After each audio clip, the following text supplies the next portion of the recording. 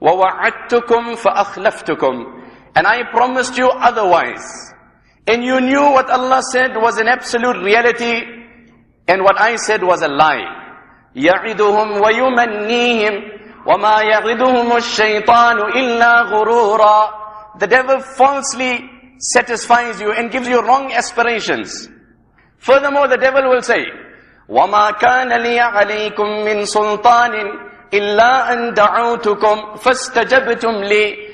Before you tell Allah that I am the cause of your zina, and I am the cause of your interest, and I am the cause of you not performing salah, remember, there were those that invited you to good, and I invited you to evil. فَاسْتَجَبْتُمْ لِي. The tragedy is that you responded to mine and you denied the message of good. Now explicitly the Quran quotes, and this is what I want to highlight today. فَلَا تَلُومُونِي فَلَا تَلُومُونِي وَلُومُوا أَنفُسَكُمْ. It's time you stop blaming others and blame yourself. The Muslim Ummah is currently going through a crisis where undoubtedly we're facing hostility, victimization. But we've made this the pretext to justify our weakness in ibadat. I ask you, my brother, perhaps you're traveling in the world, you victimized, you're marginalized. Which infidel, which superpower, which country are you going to accuse for not allowing you to perform fajr other than your weakness? To whom are you going to point fingers? Which nation, which power, which planning, which strategy? To who will you implicate? Who compels you to bring that devil box in your house? Who compels you to bring interest in your business? Who compels you to unveil your sister? فَلَا تَلُومُونِي وَلُومُوا أَنفُسَكُمْ. Don't blame me, blame yourself. And the hadith Qudsi, where Allah Rabbul Izzat says, that يَا عِبَادِي إِنَّمَا هِيَ أَعْمَالُكُمْ أُحْصِيهَا لَكُمْ ثُمَّ أُوَفِّيكُمْ إِيَّاهَا. O my servant, these are your actions. As you do it, I record it. فَمَنْ وَجَدَ خَيْرًا فَلْيَحْمَدِ اللَّهِ. If you happen to appear before me and you find a book of deeds which reflect noble and virtuous deeds, then praise Allah and consider yourself fortunate and lucky. وَمَنْ وَجَدَ غَيْرَ ذَلِكَ. And the one who comes before me and finds in his book of deeds evil, sin, vice, deceit, deceive, zina, فَلَا يَلُومَنَّ إِلَّا نَفْسَهُ. Then tell him he must take responsibility for what is there, and he must blame none but himself. He must blame none but himself. So the devil will say, don't blame me, blame yourself. مَا أَنَا بِمُصْرِخِكُمْ وَمَا أَنْتُمْ بِمُصْرِخِي. I cannot respond to your call of desperation, and neither can you respond to mine. You will sit and I will sit. The Quran says in the ayat karima that I recited before you, Allah Rabbul Izzat speaking about this weakness and this nature of man. Allah says, if I had to send man in this world and expect of him to understand good by virtue of his logic, and understand vice by virtue of his sanity, and then punish him for the wrong he does and reward him for the good he does, just by virtue of his logic, then man out of his arguing nature would have turned around and said, رَبَّنَا لَوْلَا أَرْسَلْتَ إِلَيْنَا رَسُولًا. Allah, you could have been kind enough to at least send a prophet to give us one reminder. This is what the Quran says. Allah says, if I had to send man in this world and expect of him by virtue of his logic, which undoubtedly logic and intellect is a vehicle as far as understanding truth is concerned. The Quran refers to it as ulin nuha, the people of intelligence. And nuha actually is the plural of the word nuhya.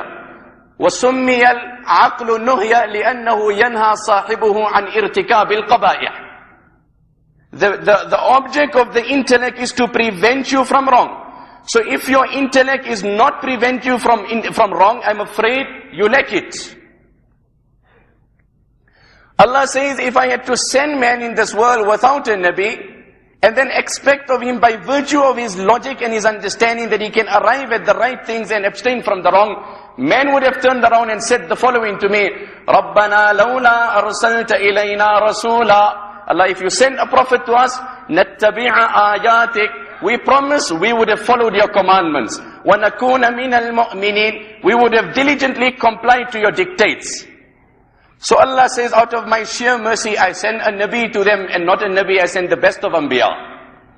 لَقَدْ مَنَّ اللَّهُ عَلَى الْمُؤْمِنِينَ. Some villagers came, and they started impressing upon Nabi alayhi salam that we became Muslims. So Allah revealed the verse, يَمُنُّونَ عَلَيْكَ أَنْ أَسْلَمُوا يَمُنُّونَ عَلَيْكَ أَنْ أَسْلَمُوا قُلْ لَا تَمُنُّوا عَلَيَّ إِسْلَامَكُمْ. O Muhammad sallallahu alaihi wasallam, these people are impressing upon you that they're Muslims as if they have done me a favor. Tell them it's my favor upon them and not their favor upon me. قُلْ لَا تَمُنُّوا عَلَيَّ إِسْلَامَكُمْ بَلِ اللَّهُ يَمُنُّ عَلَيْكُمْ أَنْ هَدَاكُمْ لِلْإِيمَانِ. Allah has guided you, that is the kindness of Allah.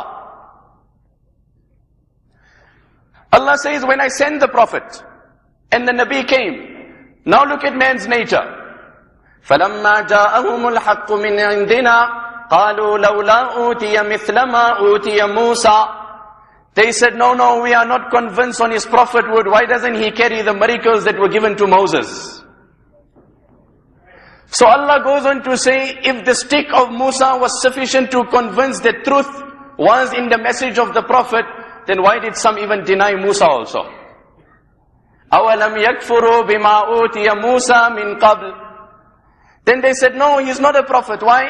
وَقَالَ الَّذِينَ كَفَرُوا لَوْلَا نُزِّلَ عَلَيْهِ الْقُرْآنُ جُمْلَةً وَاحِدًا. Why is the Quran coming down gradually? This gives us a doubt that he's fabricating it.